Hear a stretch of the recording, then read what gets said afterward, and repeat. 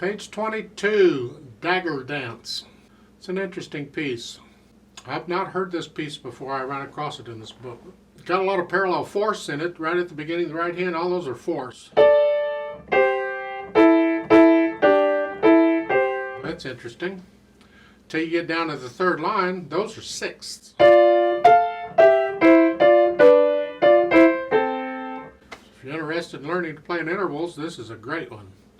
And the left hand, they're all fifths. In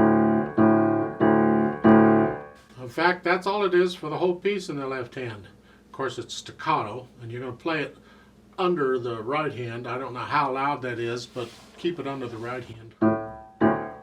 What are you doing with your left hand? You're just keeping that beat going, all right? It's like a bass drum. I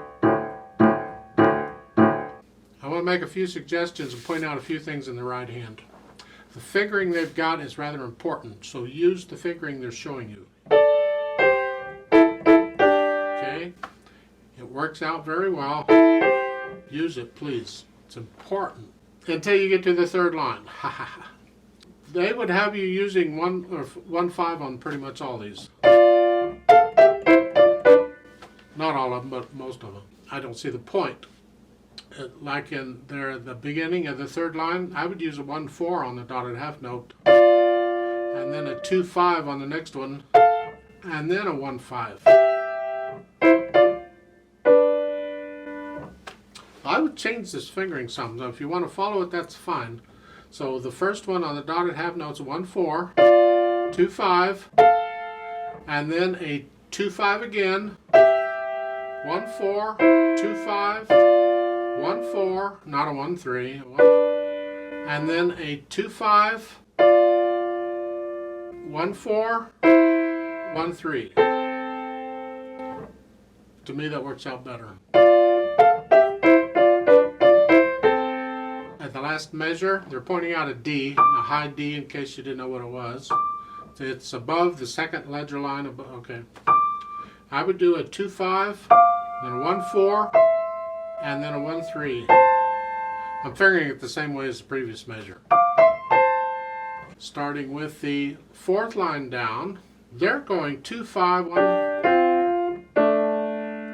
Ugh, I don't like that at all. I suggest you do a 3/5, 2/4, and a 1/2. Because to me, I connect all those notes, and it's fairly simple to do. Maybe a little weird feeling at first if you haven't, but you're going to run across this kind of fingering a lot, so I would encourage you to get to know it well. Same fingering for the next notes. Just keep it going for the rest of the piece until you get to the chord at the end. As I said, in the left hand, you're just playing these staccatos. If you look at the end of the first line in the left hand, it has sempre staccato. Sempre means always, or it could be siempre, whatever. It means keep doing it. Always keep doing staccato throughout. Now you'll notice that the last line, the last couple measures, they've added pedal. I don't know why they've added pedal. As I said, I haven't heard this piece, but to me the pedal is completely out of context. I don't know why it's in just at the very end. I don't need the pedal to help me get loud. All right, so I'm going to leave the pedal out and just continue with the staccato throughout the whole thing. If you do decide to use the pedal on that last chord, that's staccato in both hands. The pedal comes up with the hands, so you're doing a staccato pedal. It's just down up. All right, because it's a legato, it's a overlapping pedal up. You can't really do overlapping here because you don't have time. So, and that last beat, as you play the beat, just lift, when your hands come up, lift out. It gets rather tricky. You see, to me, even if I pedal the next to the last measure, I'm not going to pedal the last measure because it's a staccato note. And I have to change, they want me to change the pedal. Don't know why, but they do. Because in my mind, I don't need to change the pedal because it's a staccato note. I could just keep the pedal down for the last two measures because when the hands come up, the pedal's got to come up with them. All right?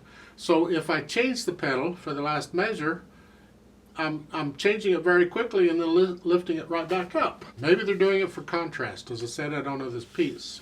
But I'm going to leave the pedal out. You can put the pedal in, you know. Let's do this slowly together. It's maestoso. Maestoso is like majestic, sort of a moderato, andante, processional, whatever. It's the mood of the piece. Watch the rhythm on the fourth and fifth lines, the first two measures. It's not what you think it is. In the right hand, it's 1 and 2 and 3 and 4 and 1. Okay, you don't expect those to come on the fourth beat, but they do. So watch out for that. So I'll give us 4 counts. Let's try it together. Hands here and here. Okay. Now watch the dynamics. You do the dynamics. I'm just going to play the notes. At the beginning, it's an MF-F, meaning the first time you play it, it's MF, medium loud. That when you repeat it and do it again, now you're going to play it loud. You're going to play it louder, and you do, okay. And the last 3 lines are repeated also, and the first time they're loud, well, the second time they're very loud. It's like you're building up at the very end, where the last note, that chord, is the climax of the piece, and it's louder than anything else in the piece. All right, that's basically how it works. So have fun with that. 1, 2, ready, go.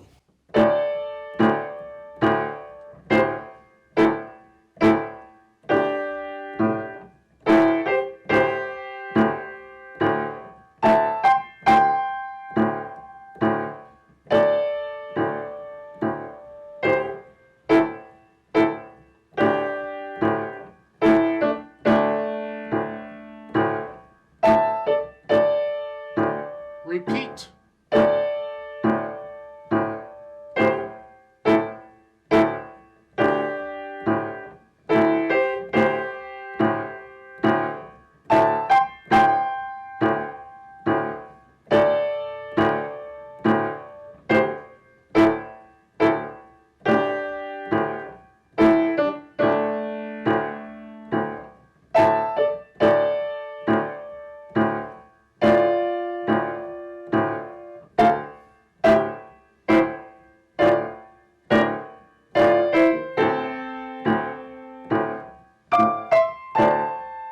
Repeat.